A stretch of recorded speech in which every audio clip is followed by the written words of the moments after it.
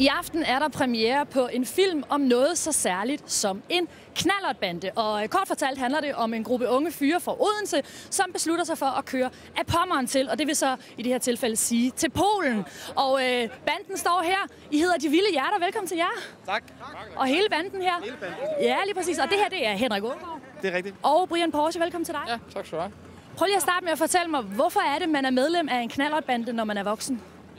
Jamen, det er man jo, fordi at man gerne vil være sammen med sine drenge. Altså. Og det er jo altid dejligt at få en lejlighed til at se nogle gode mennesker. Og det er vel egentlig det essentielle i det i hvert fald på en eller anden måde. Men hvad er det, der er så sejt ved at køre på knallert? Det er bare fedt at være oppe i årene og stadigvæk kunne være en drengerøv, synes jeg. Altså, voksen, hvad er det? Altså, voksen, det er at kunne turde gøre nogle voksne ting og tage ansvar og gå på opdagelser, som vi har gjort. Altså, det er at fyre den af, altså. Og lade være med at gøre sig mere gammel, end man er i forvejen. Altså. I aften der er der så premiere på den her film, som netop handler om jeres tur til Polen på knallertryk, hvis man siger sådan. Hvor lang tid tog det jer egentlig at køre dem til Polen? Det tog lige på den anden side af 3 uger. Og så er det selvfølgelig en masse forberedelser og sådan noget, ikke? Men altså, ja. Var der nogen skader undervejs, eller kom I alle sammen helskindet frem? Der var nogle par stykker, men vi har jo vores gode mekanikere stående deroppe bag ved en blå jagt der. Uden ham, så ville vi ikke komme til Polen. Det ville vi ikke. Anders, som fik en ekstra røvballe på turen. Ja. Skal jeg se røvballen? Vi godt lige gøre hurtigt. Vi så... Au! Nej. Hvad skete der der? Jamen, det var en lille dans med stessen der. Vi lavede noget body rub på et tidspunkt, og dansede rundt. Var lidt fuld og sådan noget. Så. Au. Altså, jeg kan godt fornemme, at I er en sej knallertbande. Men nu er faktum jo, at I er altså ikke den eneste seje knallertbande i Danmark. Ja, men prøv at høre her. Der findes faktisk en anden knallertbande, som hedder Teufelskærle. Og de kommer der. What?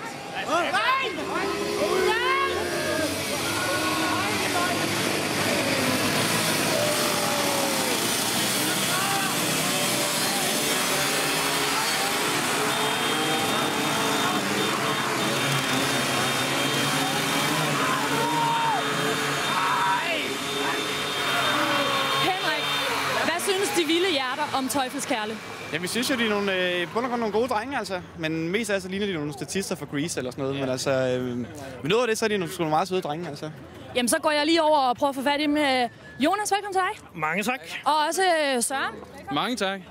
I er jo så repræsentanterne her for Teufelskærle, eller som De Vilde Hjerter kaldte jer, statister for Grease. Hvad siger I til det?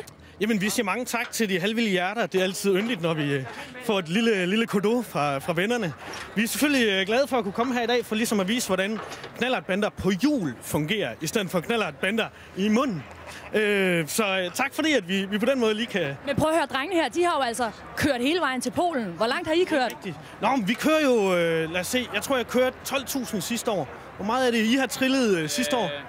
Skal vi lige have et svar på det? Hvor meget har I trillet sidste år? Jeg kan godt bruge min knaller til transport med til skole eller arbejde, eller hvad det er, han gør, men altså, det er jo stadig ikke at være vildt. Er det ikke bare lidt kedeligt at køre herinde i byen, eller hvor han kører hen? Altså, det... Ja, så man kan også sige, når vi gør det, så gør vi det så også med måde, ikke? Altså, vi tager ikke på sådan en lille hyggetur på en uge, hvor vi prøver at køre til Polen og så ender i Sverige. Altså, når vi gør det, så gør vi det fucking rigtigt, altså. Teufelskærle. Okay, I fik svar på tiltale, men I har jo sådan set også med en udfordring, er det ikke sandt?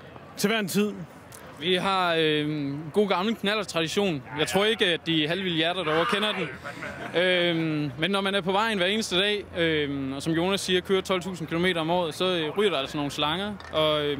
Og vi har en lille slangetrækkekonkurrence her bagved, som de er velkommen til at forsøge, men jeg tror sgu ikke på dem. Prøv lige at forklare, hvad går den her slangetrækkekonkurrence ud på? Jamen, som sagt, så er det jo, når man spoler kilometer ind dag efter dag, slider asfalt og gummi væk, så eksploderer slangerne jo konstant. Ja, det ved jeg ikke noget om. Og det vi så gør, det er, at vi binder dem sammen til en lang snor rundt om maven på en mand, rundt om en lygtepæl, og så løber man som en gal og hakker en kuglepind eller en blyantspidser, eller hvad I nu har ved hånden, tøser, i gulvet. Shang! Og så den, der har hakket den længst, har så vundet, selvfølgelig. Og det vil I gerne udfordre De Vilde Hjerter i? Det er en god leg, ja. Specielt på begynderstadiet. De Vilde Hjerter, tager I udfordringen op? Tør I være med? Selvfølgelig gør vi det. Du er godeste, det var mekanikeren. I øvrigt, så har vi altså allerede stillet sådan en bane klar, fordi selvfølgelig tager de vilde hjerter udfordringen op fra Teufelskærle. Så når vi vender tilbage om lidt, så skal vi altså se, hvordan det ser ud, når man dyster i, hvad hedder det? Knallert slange træk. Bam! Sådan. Det kan jeg godt glæde jer til. Herude på Rådhuspladsen, der er vi altså i gang med at finde ud af, hvem der er den sejeste knallertbande. Er det de vilde hjerter, som vi så var på vej til at løbe afsted her? Der er altså gang i en knallert slange træks konkurrence. Og det var de vilde hjerter, der forsøgte at løbe op ad banen her med kridt i hånden for at markere, hvor langt ud de kunne komme. Og det var så de vilde hjerter. Så skal vi lige have en fra Teufelskærle på banen. Jonas, hvem er det fra din knallertbande, der nu forsøger sig? Det er Bumstærke Morten. Han har engang trænet med det her en hel uge, hvor han sled 2 par sko op, og vi alle sammen måtte køre uden slanger, fordi at, han simpelthen er så monstergod til det her game. Men prøv at han rærer så meget og løber lidt. Det er det, man gør for at blive dygtig til det spil her. Det gælder om at sidde på knalleren hele dagen, så spise en masse burger, og så bare løbe løs. Det er det bedste, man kan for at træne. Ja. Afsted med ham.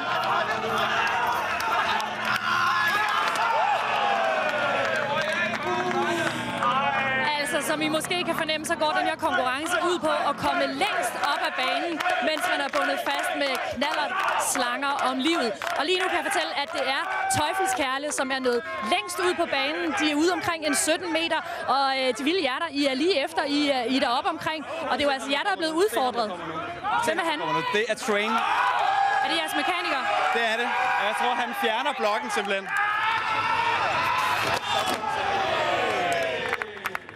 Jeg så faktisk ikke, om man kom længere. Kom han langt ud derudad? Jonas, har I nogensinde haft nogle skader? Jeg kan se, I har styrthjelm på, når I laver det her. Ja, vi havde et lille uheld sidste år. Vi har blandt andet haft nogle fortænder på et folketingsmedlem, der røg ud, og et baghoved på en af vores gode venner, der også røg ud. Men nu har vi styr på det. Men ja, som man kan se også her, nu sprang elastikken lige, så er det kun en sport for de rigtig hårde nitter. Og hvis man ikke ligesom har det der gut-so drive, så skal man nok holde snitterne væk. Men hvornår slutter konkurrencen? For nu er slangen jo altså sprunget. Normalt så slutter den ikke. Så bliver vi bare ved, indtil vi vælter om. Men i dag har vi besluttet os, at det er den, der sætter den længste streg, der er sejest. Og at vi ender måske efter en omgang eller 2. Og et forløb, der fører I altså stadigvæk, og jeg skal lige finde ud af, om vi binder simpelthen slangen fast igen, fordi at de vilde hjerter skal lige stadigvæk have en chance for at se, om I kan nå ud og nakke dem. Hvordan bliver man optaget af de vilde hjerter? Det gør man, hvis man er venner med os. Det er egentlig ikke så svært. Altså, så må man helst ikke være en pige, desværre. Hvorfor ikke det? Det er fordi, at mænd de kan noget, når de er sammen, som kvinder ikke kan, når de er sammen. Og kvinder kan selvfølgelig sikkert noget andet. Men altså, det ser jeg tydeligt, det der I kan, når I er alene her. Ja, vi har ikke rigtig lavet den her disciplin så meget, men så har vi lavet så meget andet. Men altså, og der er så noget med de her sociale fællesskaber. Der er kæmpe forskel på mænd og kvinder, ikke? Ja. Og jeg har lidt en post, og nu bliver jeg garanteret kaldt sexist eller sådan noget. Men jeg tror ikke, kvinder de kunne have taget den tur, som vi har taget, og som også de andre drenge har taget. Altså med slangen, eller med at køre til Polen? Jeg tænker med at køre på knaller. Det kan tage, og virkelig sådan at skulle død pine have lortet til at fungere, ikke? Ja. Der tror jeg, at mænd de er sådan lidt mere demokratiske på en eller anden måde, end kvinder er. Så er det altså er det en af jeres, de vilde hjerter? Det er det. Det er Arne Smed. Han gjorde det. Jeg tror, vi skal have en målvogter op og kigge på, hvor langt stregerne egentlig er kommet. Og vi er nok nødt til at sende en uvildig derop. Men prøv at i mellemtid kan I lige fortælle mig, i aften er der jo så premiere på De Vilde Hjerters film, hvor I altså kører til Polen. Til sidst skal I jo så til premierefest sammen. Nu får jeg at vide, at Teufelskærle har vundet den her dyst. Tillykke. Som sædvanligt, tak. Kan I enes til den her fest her bagefter? Vi elsker de vilde hjerter. Sådan nogle fint tøj, og de er sådan nogle søde fyre. Det er jo bare et time, og vi behøver sikkert gå med det der for at reklamere for, at vi er et vildt herinde. Altså, det her det er da bare en kliché, det der. Ja, I kan se, dysten fortsætter, men drengene er i hvert fald glade, og de har moret sig. Ja, tak for jer.